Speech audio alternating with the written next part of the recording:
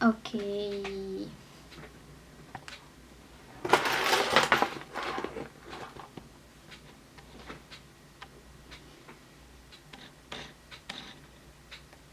Konbanwa. Selamat malam. Setelah sekian lama, sekarang jam 9 lewat hampir lewat 10 malam waktu Jepang, waktu Fukui. Nah, malam ini setelah sekian lama vakum dari video diary karena sudah mulai sibuk dengan kegiatan kuliah dan sudah mulai jalan program-program yang ada di sini. Jadi untuk sementara video diary-nya vakum dan akan dilanjutkan nanti. Tapi yang jelas malam ini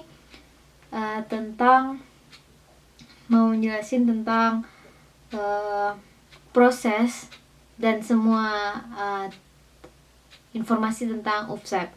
Karena ada beberapa teman yang tanya dan tertarik untuk ikut program UFSEP ini tahun depan. Jadi malam ini saya akan coba bagi tentang program UFSEP itu, apa yang saya tahu.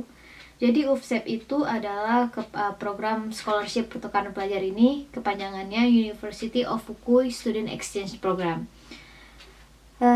Untuk syarat-syaratnya, yang paling utama adalah kita tuh harus ada universitas yang kita sekarang belajar memiliki kerjasama dengan University of Fukui. Kemarin juga ada jumpa waktu pergi ke Kanazawa, jumpa dengan satu orang mahasiswa.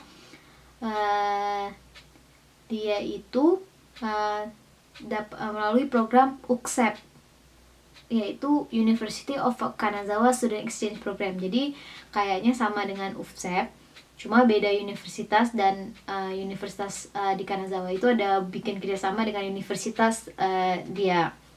Nah, kalau kali ini yang saya tahu University of Fukui ada buat kerjasama dengan UI, satu lagi dengan Universitas Syahkuala. Karena selama ini yang udah kandidat yang lewat itu kalau dari Indonesia cuma 2, dari Universitas Syahkuala dengan Universitas Indonesia. Kalau misalnya untuk Universitas Syahkuala sendiri, untuk informasi lebih lanjut, biasanya program ini ada tahunan dibuka setiap tahun, mungkin kira-kira sekitar Januari atau Februari atau Maret. Karena nggak mungkin lebih daripada Maret, karena kalau nggak April atau Maret itu berkasnya udah dikirim ke Jepang. Jadi kalau mau tahu informasinya, boleh pergi ke biro, ke kantor urusan internasional Unsiah, ke biro Unsiah lantai 2 di ruang PR4. Jumpai Kak Dini Andalia. Yang pertama itu, kalau syarat-syaratnya itu yang jelas harus mahasiswa dari universitas yang ada bikin kerjasama. Kayak contohnya harus tercatat sebagai mahasiswa Universitas Syahkuala, dan umurnya itu setahu saya tidak dibatasi selama dia masih tercatat sebagai mahasiswa Unsiah. Terus kalau untuk menikah atau sudah menikah atau belum juga sepertinya nggak diminta dan nggak harus belum menikah, karena saya belum lihat. Terus syarat-syaratnya yang jelas ada TOEFL, isi application form. Terus ada TOEFL minimal 500, isi application form. Terus ada dalam application form itu udah termasuk ada esai, terus ada sertifikat kesehatan, terus ada surat rekomendasi, sama transkrip nilai. Untuk formnya itu bisa dilihat, contohnya itu seperti ini.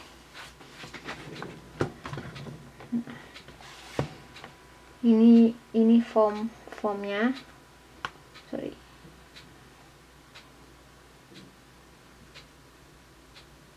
Bentar ya.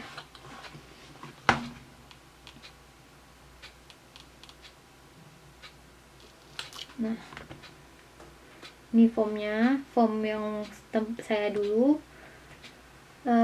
Formnya itu boleh diminta di kantor urusan internasional kantor yang ngurusinnya. Ini formnya. Terus ini ada beberapa ketentuan atau checklist apa aja yang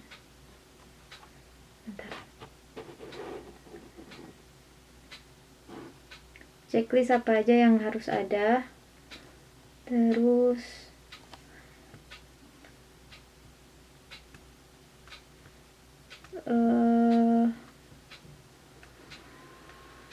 paspor juga diminta, fotokopi paspor.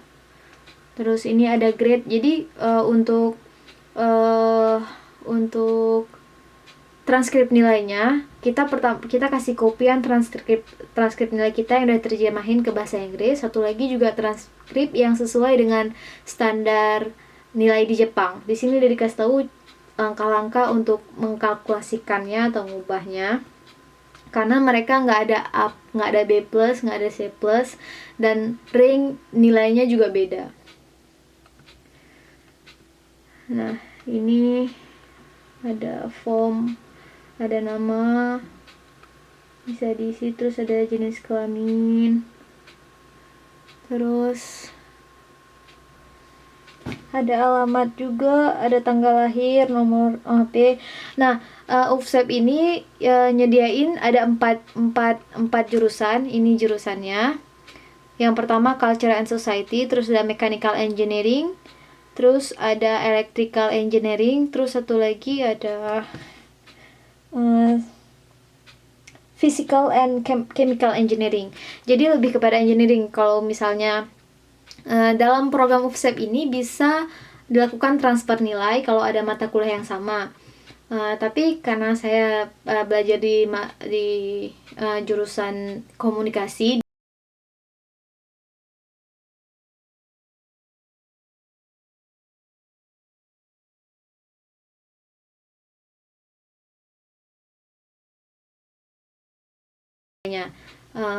terus kalau itu tergantung sama masing-masing. Kalau misalnya memang bukan berasal dari jurusan yang ada di sini kayak mechanical engineering atau electrical, kalau yang engineering, kalau yang dasarnya dari teknik akan lebih mudah karena mereka bisa nggak begitu rugi ketika sampai di sini untuk belajar untuk student exchange setahun. Tapi kalau misalnya yang dari jurusan selain daripada yang ditawarkan ini pengen apply dan lulus, setahun itu tergantung pribadi. Kalau misalnya memang nggak mau ketinggalan banyak mata kuliah, ya kayaknya mending nggak usah apply program ini. Tapi kalau merasa kalau program ini walaupun tidak bisa transfer nilai, tapi merasa akan dapat banyak pengalaman dan menerima konsekuensi kalau sampai waktu pulang akan ketinggalan banyak daripada teman-teman, saya sarankan lebih ikut. Tapi mendingan ikut karena di sini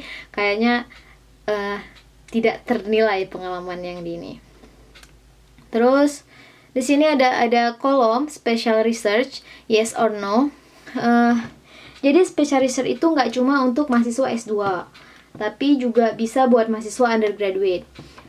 Waktu saya apply untuk tahun ini, saya pertamanya cek yes, karena saya sekarang mau buat penelitian. Dan judul penelitian saya lupa penelitiannya apa, tapi proposal penelitiannya lebih kepada komunikasi antar budaya yang terjadi di mahasiswa internasional University of Fukui. Terus mereka balas, sebenarnya bisa, tapi mereka balas nanya apa yakin saya mau ngambil special research atau enggak.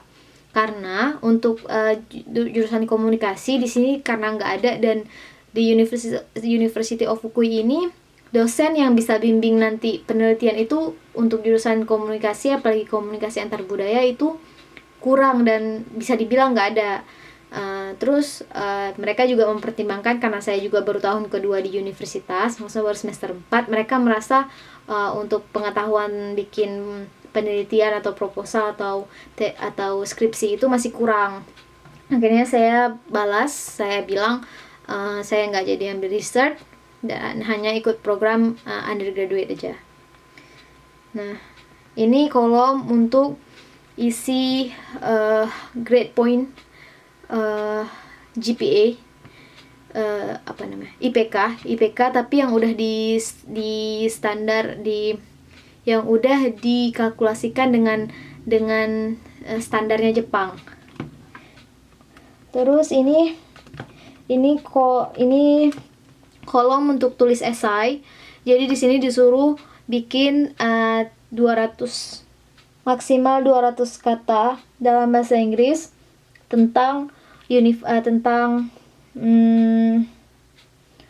tentang jurusan kita di universitas kita. Contohnya di universitas tentang FISIP dan komunikasi. Kalau saya dulu tentang FISIP dan komunikasi di jurusan di Universitas Syahkuala. Jadi saya tahun lalu ceritanya tentang kapan dibangun, kapan mulai adanya FISIP, terus kapan mulai adanya komunikasi, terus berapa jumlah mahasiswa FISIP dari sosiologi, komunikasi dan politik, terus apa-apa aja yang saya pelajari dalam komunikasi, terus kira-kira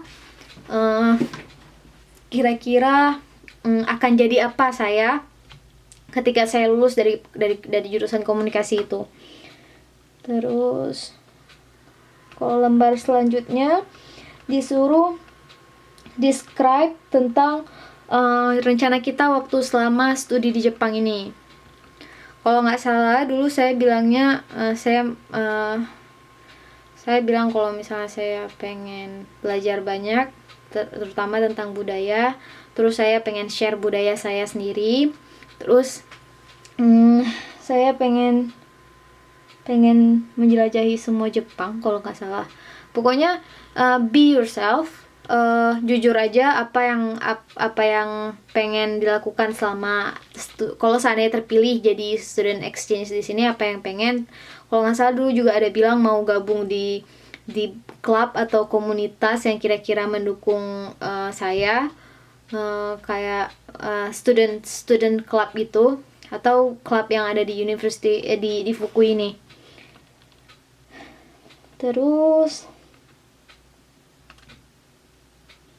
nah, lembar selanjutnya itu